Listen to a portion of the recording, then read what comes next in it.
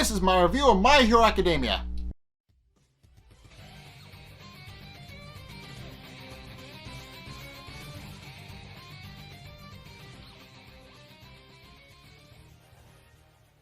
Okay, so it's the 4th season proper, and there's quite a bit to unpack in this first episode. So, the episode starts off with a meeting between the League of Villains and Overhaul.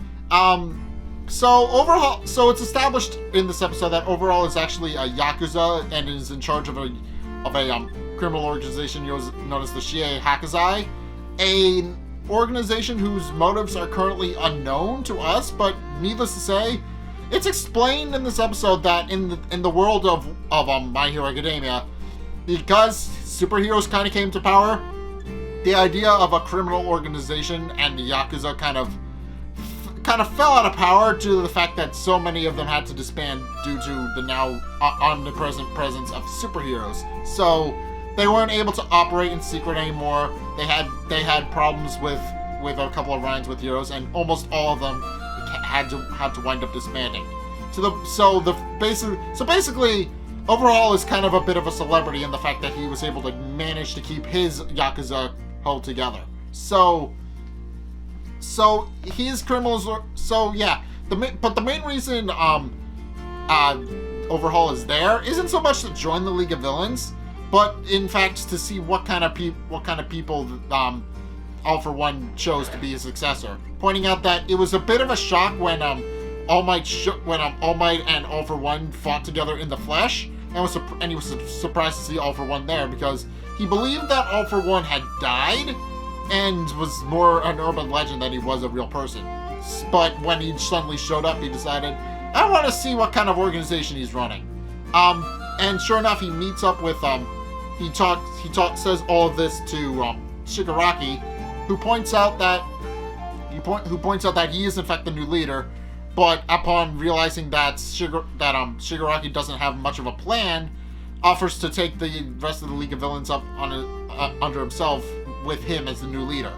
Naturally, Shigaraki refuses and has Magnate try to kill Overhaul, but Overhaul uses his quirk to blow up Magnate, who is now a big bloody mess on the floor.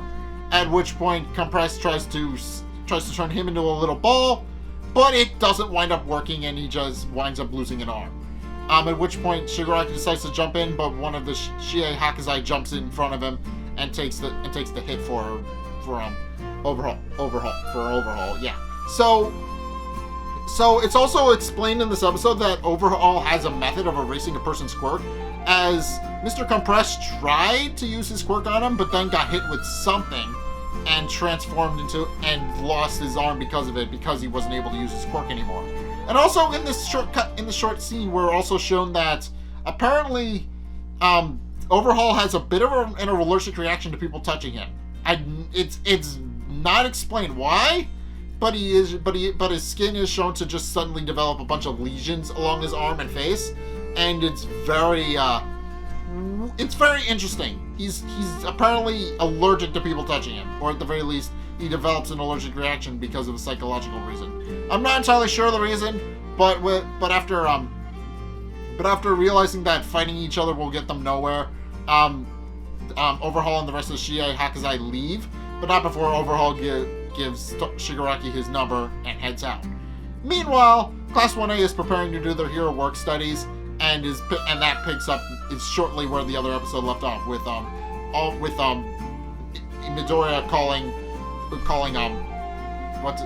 Gran Torino at his work office, but because Gran Torino is busy helping with police work, he's unable to take him under his wing.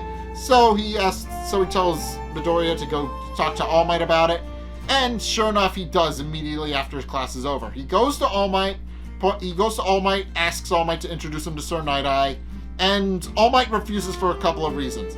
The first and foremost reason is that he believes that the kids are a bit too young to be going to the hero work studies, which makes sense because the faculty was kind of split on it, as Aizawa explains in this episode. And All Might happened to be on the latter half, where he believes that they shouldn't be taking up work studies while they're still in the first year of high school. So that's one of his major reasons. The second reason is that he believes that Izuku should be working more on his shoot style because he hasn't completely mastered it yet. And the third reason is personal reasons. He just can't face him because of reasons that are explained later. So, but even though All Might realizes that Midoriya isn't gonna let up, he realizes that he personally can't introduce him, so he has Mirio do it. So it's revealed in this episode that Mirio actually does work for Sir Night Eye's agency, and as such wouldn't be able to actually help Midoriya get a job at his agency. Midoriya's excited for obvious reasons because, as he points out, it is very clear that if Mirio can actually help him get into the agency, then he's pretty much got a shoe-in to be exactly like All Might, because as Sir Night Eye works directly under All Might as his sidekick, it's a kind of a perfect fit. Sir Night Eye would be able to tell him where he's going wrong and how he can better emulate All Might as the #1 hero. So after asking Deku what kind of person he wants to be, Deku responds that he wants to be the kind of hero who can save anyone, never lose a fight, and do so with a smile on his face. All things that Mirio agrees are great traits for a hero to have, and agrees to talk to Sir Night Eye, though he can't guarantee him a spot in. And also, while watching this little meeting between the two of them, All Might actually flashes back to a time when he was talking to Principal Nezu, and it's revealed that had Deku and All Might never met, Mirio would have been the person to gain One for All and become the next All Might. So, yeah, it's kind of a good thing that Deku was there when he was, because otherwise Deku probably wouldn't have done well. So in any case, it's the next day, and with the exception of Bakugo and Todoroki, who are going to their provisional license exam makeups, which if you don't remember, they failed long ago and now have to go do on their own time. Now the two of them are going to do the work themselves with each other, which is kind of a bit of a mess because, as has been established several times over at this point, Bakugo and Todoroki kind of don't see eye to eye on everything. They kind of don't like each other very much. So that's going to be very interesting to see how that's going to play out and how they're going to react to one another being in the same room, and if they're actually going to grow together and become better people because of it. If they're actually going to develop a bit of a friendship. I doubt it, because Bakugo isn't that kind of person, but maybe. So, but in any case, Deku also leaves and goes to meet up with Mirio at Sir Night Eye's agency, and Deku is immediately intimidated because he knows what kind of hero Sir Night Eye is. Sir Night Eye is established to be this very strict, very straightforward person who's strict on himself as well as others, and can be a bit demanding as a hero. So working under him isn't exactly filling Deku with a whole lot of confidence. However, Mirio points out that there is a secret side to him, and that in order for Deku to have a shoe-in with Sir Night Eye, he basically just has to make him laugh.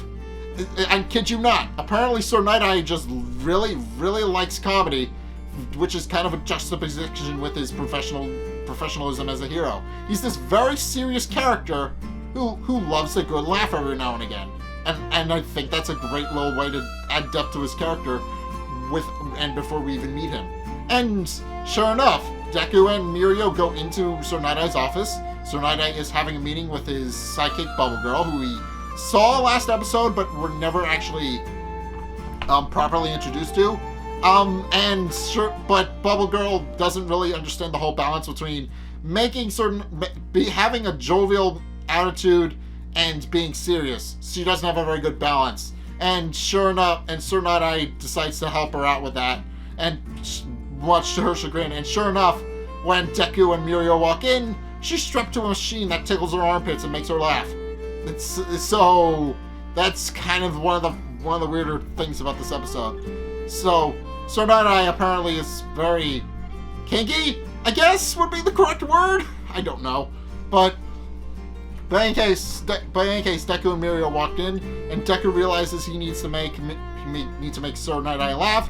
So he tries his best impersonation of All Might, pointing out that it's pretty much the only thing he has that's a joke, because he's been practicing All Might's visage and speech mannerisms since he was little. So he would be pretty good at emulating All Might, and sure enough, it's a full, perfect, spot-on impersonation of him, which ironically Sir Night-Eye doesn't find funny, because Sir Night-Eye kind of does idolize All Might a little bit, but at the same time, he's also I think he's mainly upset because he thinks that Deku is mocking All Might. That's mainly what's happening here. And sure enough, Mirio is shocked and realizes that Deku may not get into the agency after all, because he realizes that Deku didn't come off as funny. So, yeah, now it's going to be an interesting idea. What did Sir Night-Eye actually think about Deku's impersonation? So, it is a bit of an interesting episode. So now Sir Night-Eye has been introduced into the story proper. He's strict. He's a strict guy who likes to laugh.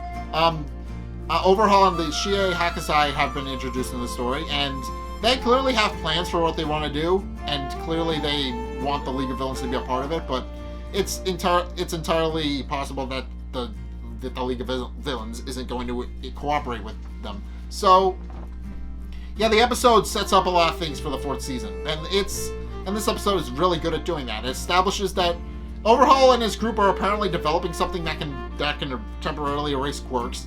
Deku is trying and failing to get an internship with Sir Night-Eye so he can actually work there as a Hero Work Studies program.